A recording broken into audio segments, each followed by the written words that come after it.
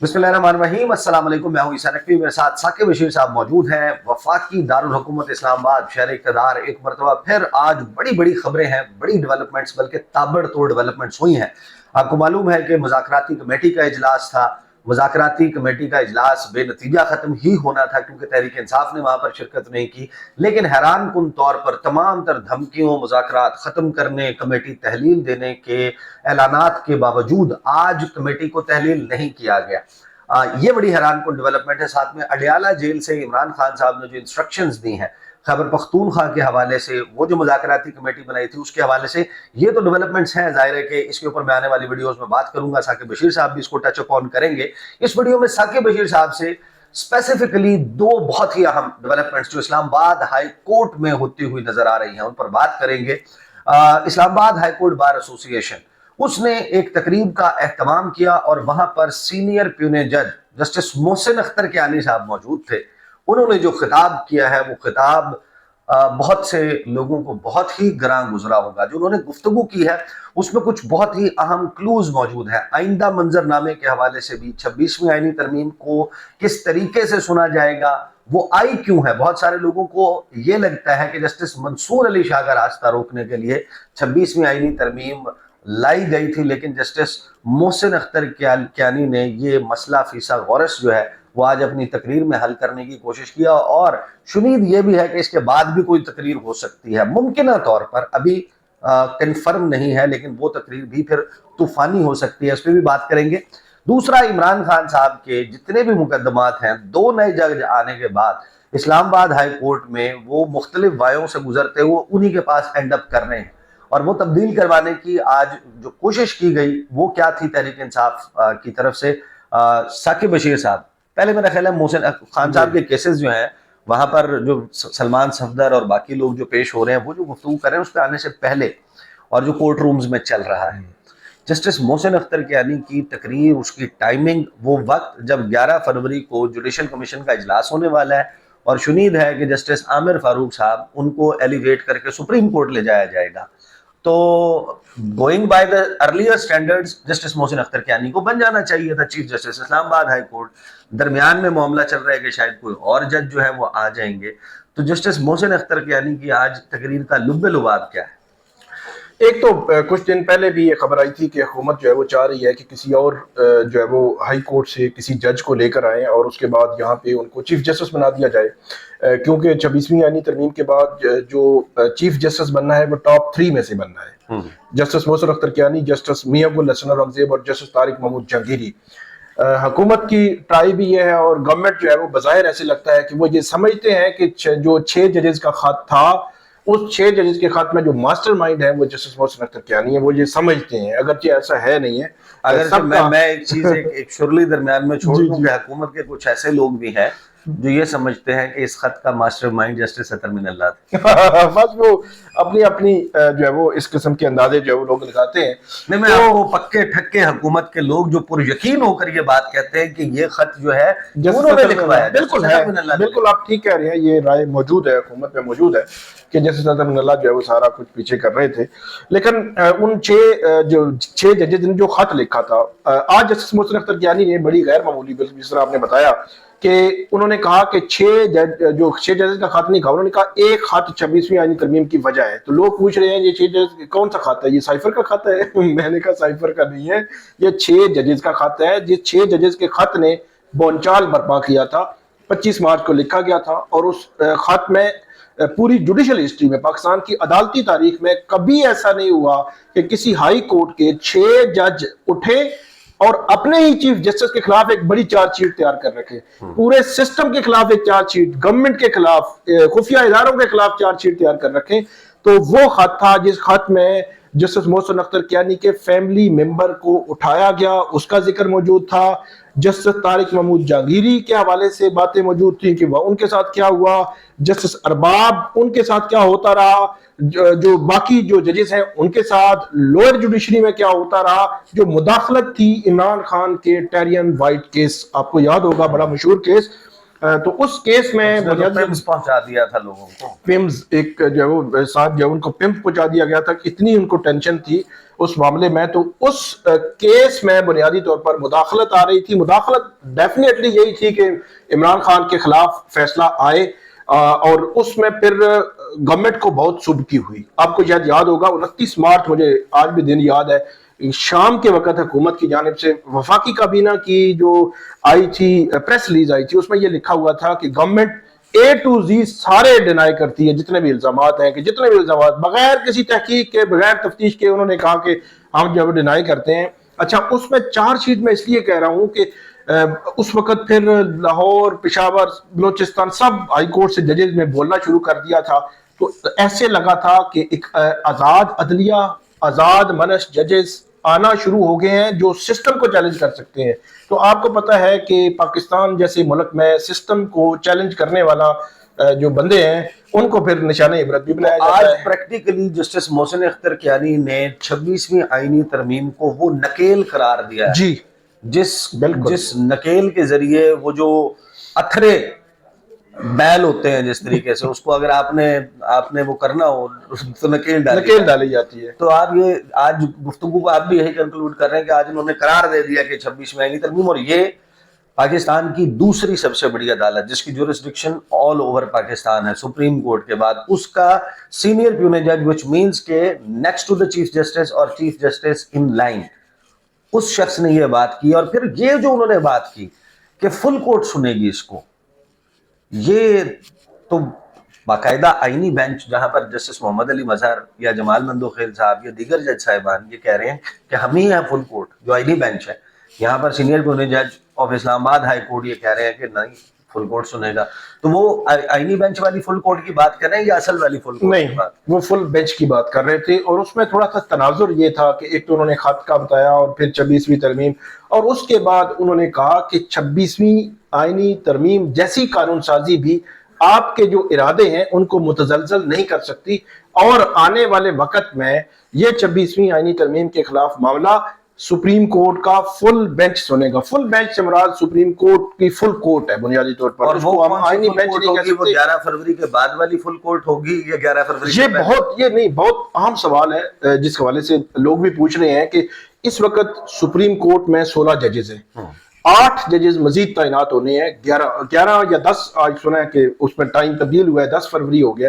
تو 10 فروری تک کی اب مزید ججز جو وہ تعینات ہونے ہیں.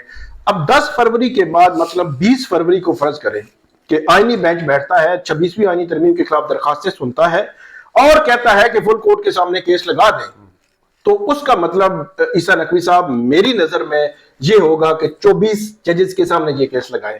جائے کہ جو درخواست گزار ہیں وہ کہیں کہ کیونکہ یہ جو 26ویں آئینی ترمیم کی وجہ سے یہ اوپر آئے ہیں، تعداد بڑی، سارا کچھ ہوا، تو اس لیے آپ جو ہے وہ ان کو ایکسکلوڈ کر دیں اس میں سے، اور باقی ججز جو ہے وہ بیٹھ کر سنیں. مجھے ایسے لگتا نہیں ہے، مجھے ایسے لگتا ہے کہ جتنے ججز آئیں گے 16 کے ساتھ وہ ایڈ ہوں گے، 4 آئیں 5 آئیں، کرنے تو 8 ہیں انہوں نے، تو جتنے آئیں گے وہ ایڈ ہوں گے اور وہ فل کورٹ سنے گی. میری اپنی جو اسیسمنٹ ہے، اب درخواست گزاروں کو یہ درخواست بھی کرنی چاہیے، استدعا بھی کرنی چاہیے کہ فل کورٹ آپ وہی 16 ججز کی سنیں جو ہوگا. لیکن آئینی بینچ سے مجھے نہیں لگتا کہ ایسا کوئی فیصلہ آئے گا کہ جس کو ہم کہیں کہ یہ جو ڈویژن ہے وہ کر دیں.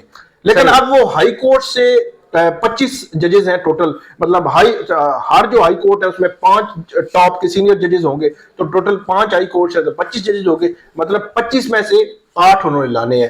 اب گورنمنٹ کا جو اس سے قبل آپ دیکھیں نا کہ جو ججز لگائے جا رہے ہیں، ہم کسی بھی انڈیویجول کی انٹیگریٹی پہ سوال نہیں کر رہے کہ اس کی کیا ہے، لیکن اوورآل ایک تاثر موجود ہے کہ سندھ ہائی کورٹ ہو یا باقی جس جگہ پہ بھی ہو، یا اس کے علاوہ آئینی بینچ ہو یا سندھ ہائی کورٹ کا آئینی بینچ ہو، یا جتنی بھی چیزیں جو جوڈیشل کمیشن آف پاکستان سے ریلیٹ کرتی ہیں، وہاں گورنمنٹ کی میجارٹی ہے، ایگزیکٹو کی میجارٹی ہے، اور وہ جو چاہتے ہیں وہ کرتے ہیں.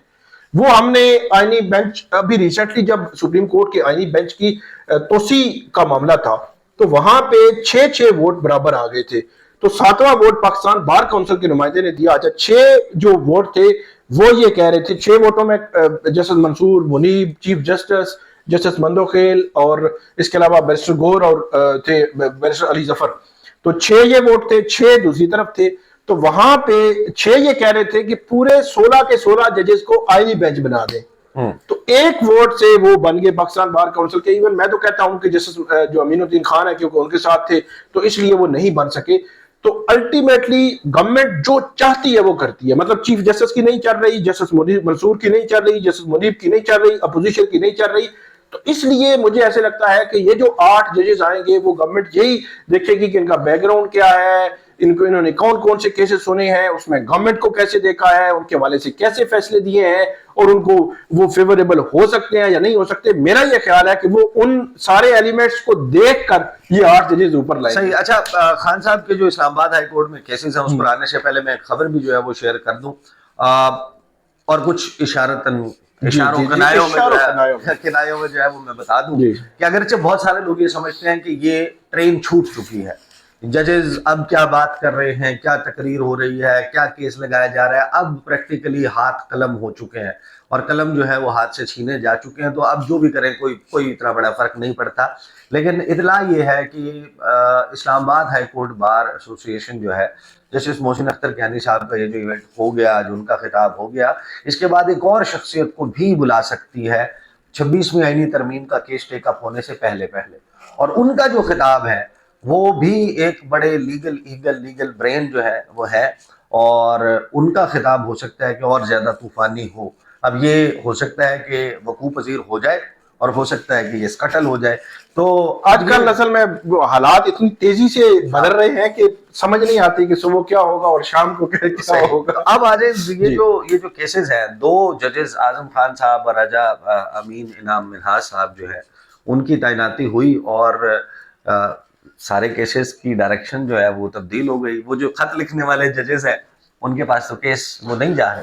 یہ بہت حیران کن فیصلہ میں سمجھتا ہوں کہ اسلام آباد ہائی کورٹ میں اس وقت پہلے بھی 8 ججز سے 2 اور آ گئے, تو ان 8 کے 8 مطلب 7 چیف جسٹس کیونکہ لگا رہے تھے تو 7 باقی کر لیتے ہیں, تو ان 7 ججز کو میرے خیال میں مائنس کر کے آپ بینچ 9 اور بینچ 10, بینچ 9 جو ہے وہ جسٹس اعظم خان, یعنی میں ایکسپلین کر دوں, 6 جج خط لکھنے والے, ایک جسٹس میاں گل حسن اورنگزیب سائفر کیس کا فیصلہ اڑانے والے اور پرانے خط کا حصہ بننے والے, ایک جسٹس عامر فاروق, اور 2 دیگر جج صاحبان جن کی آپ بات کریں. تو بینچ 9 اور بینچ 10. اچھا, پچھلے تقریباً 6 سالوں میں اسلام آباد ہائی کورٹ میں 3 گروپس آئے ججز کے, مطلب پہلے 3 آئے, پھر 3 آئے, پھر 2 آئے, اس طرح کر کے نا.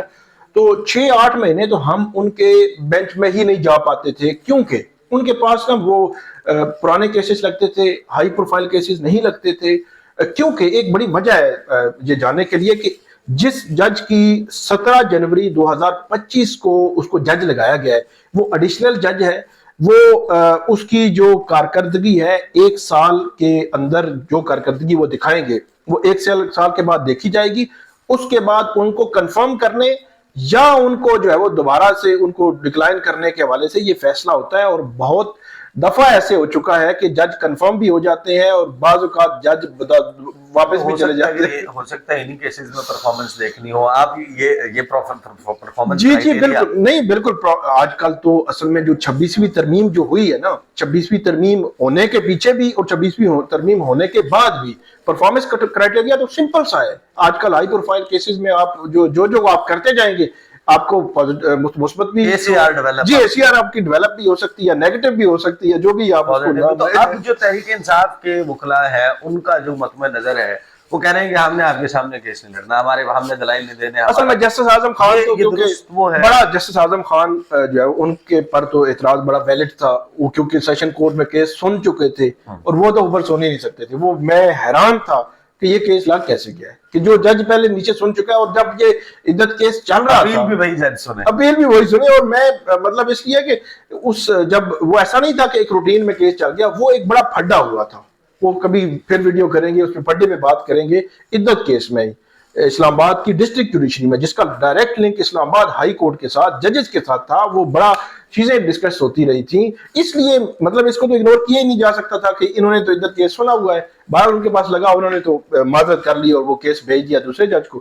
اب جسٹس انعام امین منہاج ہے, ان پہ پہلے 23 کو لگا, پھر لگا. ان پر بھی اعتراض ہوا اور ان کو یہ کہا گیا کہ آپ کیس نہ سنیں، لیکن اس کے باوجود ابھی تک ان کے فیصلہ نہیں کیا. لیکن عمران خان صاحب نے آج سلمان صفدر نے کہا کہ مجھے کلائنٹ نے یہ کہا ہے کہ آپ نے ایک لفظ نہیں بولنا، مطلب آپ نے جو آرگومنٹس ہیں آپ کے میرٹ پہ آپ نے ان پہ اعتراض رکھنا ہے کہ کیونکہ یہی کیس، اور یہ فیکچولی بھی ٹھیک ہے کہ وہ جسٹس میاں گل حسن اورنگزیب توشہ خانہ سے متعلقہ کیسز سن چکے ہیں. اس کیس جو بھی انیشلی انہوں نے سنا آبجیکشن کے ساتھ انہوں نے کہا آبجیکشن اوور رول کریں، تو پھر انہوں نے رجسٹرار آفس کو کال لگائیں تو وہ بینچ 3 لگنے کی بجائے بینچ 10 میں پہنچ گیا ڈائریکٹلی. اور ایک اور میں آخری بات کروں کہ ان جو کیسز ہائی پروفائل کیسز ہیں نا، پچھلے کافی عرصے سے ہم دیکھ رہے ہیں کہ بینچ 1 میں مطلب جسٹس عامر فاروق صاحب کے پاس آلموسٹ سارے ہی لگتے ہیں، یا اکا دکا کیس یہ سائفر کا کیس ہو گیا یا توشہ خانہ کا یا کیس بینچ 3 مطلب جسٹس میاں گل حسن اورنگزیب صاحب کے پاس لگے. باقی بینچز کے پاس کیسز لگتے نہیں، پتہ نہیں کیوں، مطلب ہائی پروفائل کیسز بہت کم، بہت ہی کم. اور اب بینچ 9 اور 10 جیسے ہی آئے ہیں چوتھے دن ان کے پاس کیسز لگنا شروع ہو گئے ہیں، وگرنہ 6-8 مہینے سال تک کیسز نہیں لگتے تھے ان کے نئے ججز کے پاس جو ہے وہ ہائی پروفائل کیسز. صحیح، بہت بہت شکریہ. ثاقب بشیر صاحب ہمارے ساتھ موجود تھے. آنے والی ویڈیوز میں جو ہے ایک تو انٹرنیشنل منظرنامہ آپ کو معلوم ہے کہ کتنا اس وقت جو ہے وہ گرما گرم ہوا ہے، اور امریکہ میں پہلا ہفتہ ہی ڈونلڈ ٹرمپ کا جو ہے وہ لوگ کہہ رہے ہیں کہ ایسا تو کبھی نہ دیکھا نہ سنا، یہ کیا ہونے لگ پڑا. اس کے اوپر بھی بات کریں گے. لیکن اسلام آباد میں اور جڑواں شہر راولپنڈی میں جو کچھ ہو رہا ہے اس کے حوالے سے جو شہر اقتدار کے سیاسی ڈرائنگ رومز ہیں وہاں کی بڑی ہاٹ گاسپ چل رہی ہے. پھر اس پر میں نے کچھ خبر لینے کی کوشش کی، خبر مل بھی گئی، اس کو بلڈ آن کروں گا اور میں آپ کے سامنے رکھوں گا کہ یہ مذاکرات جو ہیں یہ تو ختم ہو گئے، رابطے ختم ہوئے ہیں یا نہیں، بات کریں گے اس کے اوپر بعد میں. اب تک کے لیے اتنا ہی، اجازت دیجیے، اللہ حافظ.